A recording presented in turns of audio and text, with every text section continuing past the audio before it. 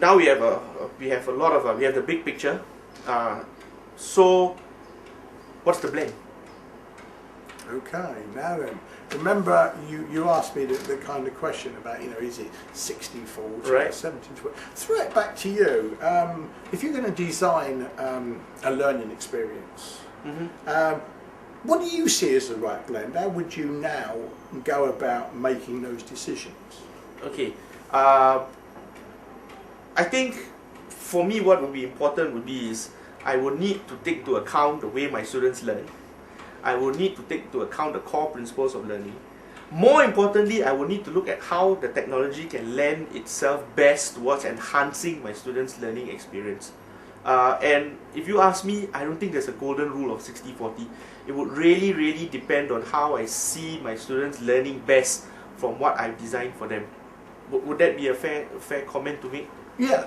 I mean, you've got most of it there. That certainly, it depends on the learning outcomes. And you said about the learning of your students. I mean, what that means is their motivational status, their prior competence, the resources you've got, and it does boil down to does it make the learning more effective? Right. But it's not just effectiveness, because teaching and learning costs money. So right. Efficiency, and sometimes you'll trade off effectiveness for efficiency because it saves you money. So, do you put it online or do you not put it online? The question is, first of all, will it enhance effectiveness? To what extent?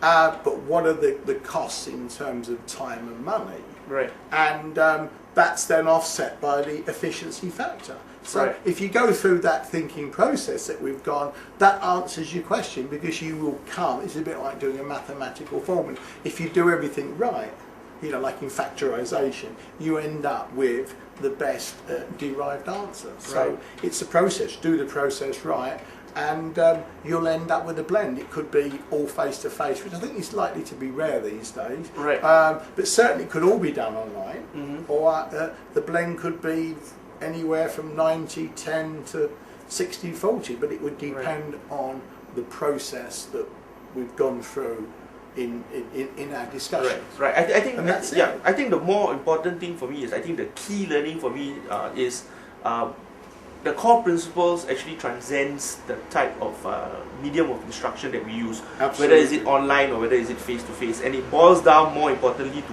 good, effective learning design, regardless of what kind of medium of instruction that we use. And I think that has helped me, because now I have a base for me to work with, and it goes back, and I can safely say, and I can honestly tell you, is I now teach with a little bit more I suppose with a little bit more of a guide, rather than just coming in there and just doing it and hoping that some learning happens. So I think that for me has been key for the session. So thank you for that. It's a systematic process based on these kind of, if you like, broad universal principles. But it's also creative in terms of what you can bring in terms of the resources, the way you do. And that's the great thing about teaching, that it's both, it's both a science and it's both art. So I've enjoyed our discussions. Thank you very much.